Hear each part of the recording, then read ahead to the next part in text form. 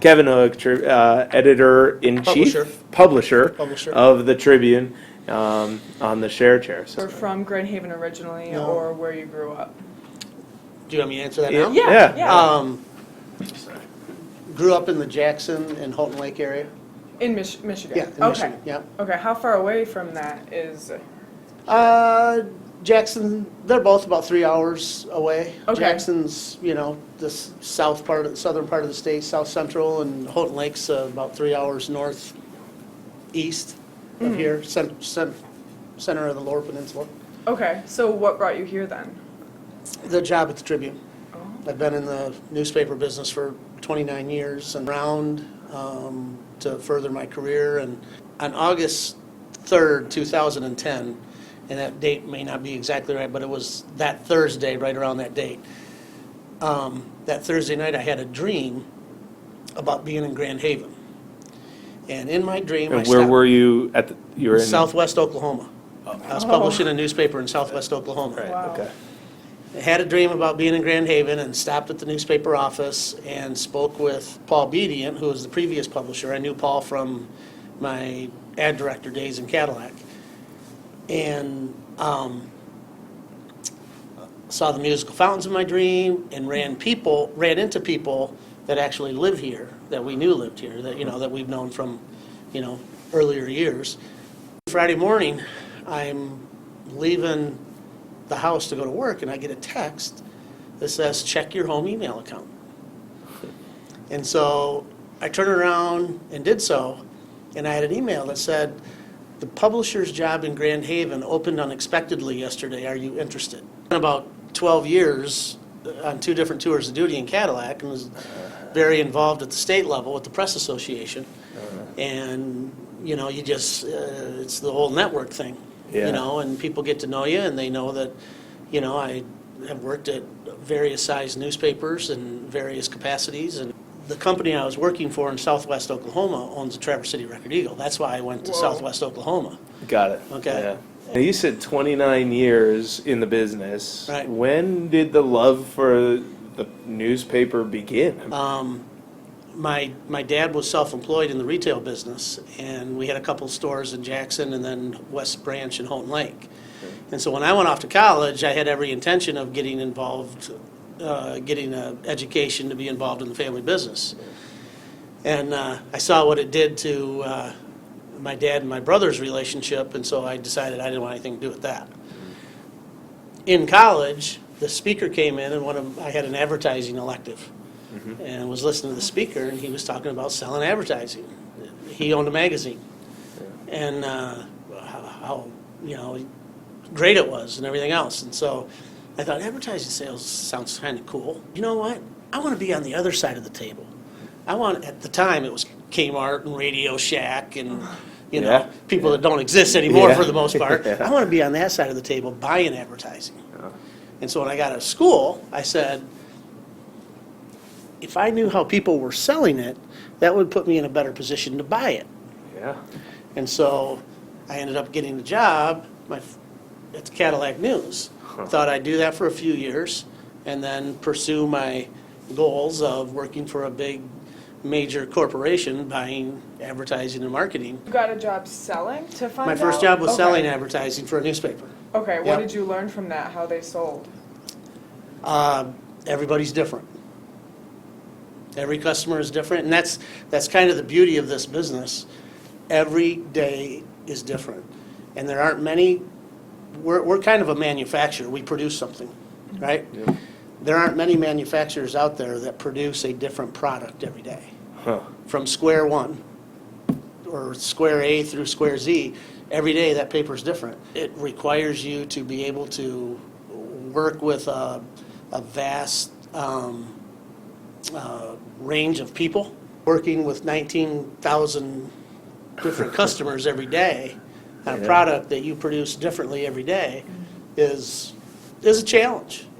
Just the value of learning or education even. Could you speak to in your business or what you're doing now? For everyone. Yeah. Everyone's a critic. And you got to be able to accept that, knowing that everyone has a better way to do what you do.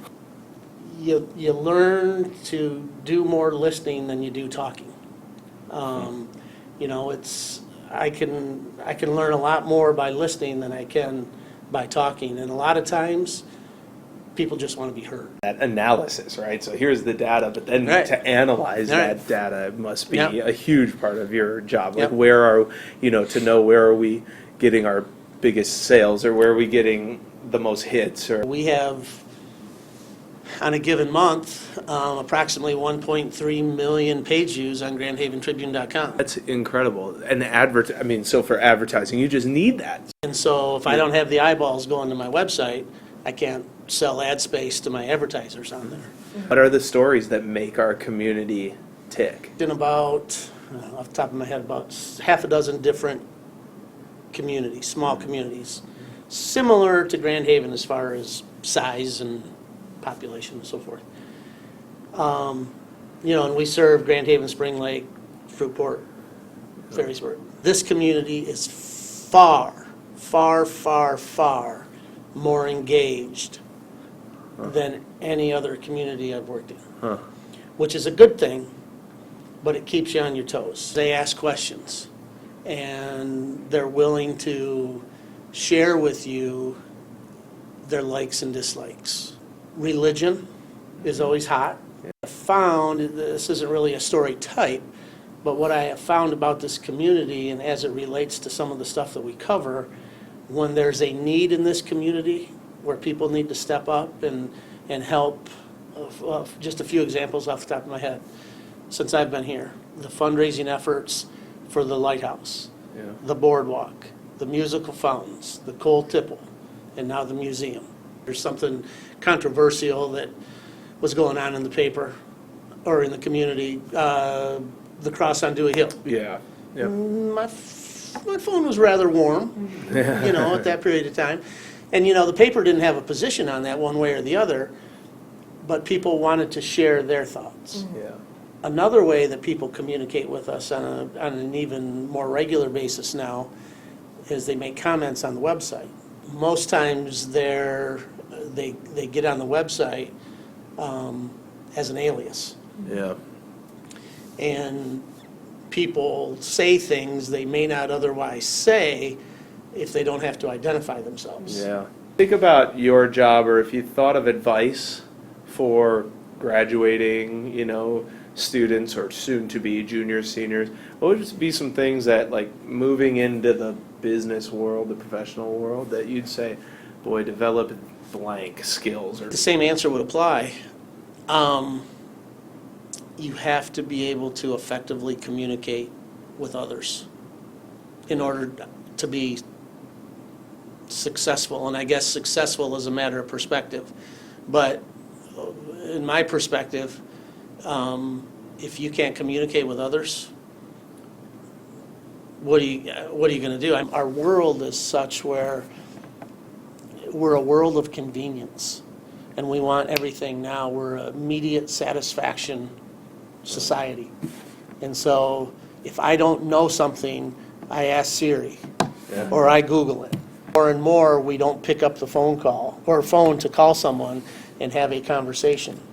I think our society is becoming less skilled at communicating. The better we can communicate with each other and understand each other, maybe we can reduce it. That's Because I have a better understanding of you and you of me, and therefore we can exist better. right. I had a lady call one night, and I don't think, it was after hours, well after hours, and I don't think she was expecting a live body to answer the phone. And she was upset that there was something wrong with her crossword puzzle. It was a few years ago. I don't specifically remember what her issue was, but something was wrong with her crossword puzzle. And she was not upset, she was mean. There's a difference. You can be upset because you really enjoy crossword puzzles. I get that, and I'm sorry, that we screwed up the crossword puzzle. I even asked her if she had email access, and I'd be more than happy to email it to her so she could, if she had a printer, she could print it out and still use the crossword puzzle that evening. But she was mean and said very mean things, as sometimes people do. And so at the end of the conversation, I again apologized to her for what she was so wound up about. But then I said, as long as you're on the phone, is it okay if I ask you a question? And she said, what? She didn't say yes, she said what? And I said, why is it you felt you needed to say the things you did to me in order to prove your point? Why did you feel that was necessary? Again, I'm okay with somebody being upset. I'm not okay with people being mean just for the sake of being mean because your crossword puzzle was screwed up. Mm-hmm. She hung up on me. Mm-hmm. Again, it comes back to the communicating. We have to be able to communicate with one another and understand. Not only, just think how much we can learn if we understand each other better. So you've been in the business such a long time. Mhm. There had to have been a low point, just like everyone has sort of that rock bottom. And then obviously you like where you're at right now, Mhm. and Grand Haven's beautiful and great Right. job and everything. So what was, if you're comfortable with explaining if you ever had such a bad point, and then how you stayed positive through it to get where you are now? My low point was, and I won't name the company, but my upbringing in this business has been in small community newspapers. All the newspaper companies that I've worked for have been small community newspaper companies except one. And it was, at the time, it was probably a little over 100,000 daily newspaper that I was working for. And owned by a major corporation. It was not fun. It was not about the people anymore. It was about the bottom line and the people on Wall Street wanting a return on the dollar. When that is what's driving your product, the product suffers. And I didn't like it. I wanted out of the business. It tainted me very bad. The phone rang and ended up in southwest Oklahoma. I think that's because in the small community environment, you're engaged with the people that you live with and go to church with and go to sports activities with. The teachers at the school, the superintendents, so on and so forth. It's more cohesive, and it feels like you're making a difference. Thanks, Kevin, for being on the share chair. Yeah, It's awesome. Appreciate I liked it. it. It was fun. Cool. Thank you for listening to this episode of The Share Chair. Stay tuned next week for a new one. Also, check us out on Facebook and Twitter for regular updates at The Share Chair. And if you're interested in having a piece of your writing or an experience shared on the podcast, contact Elise McGannon at 203-505 at springlakestudents.org.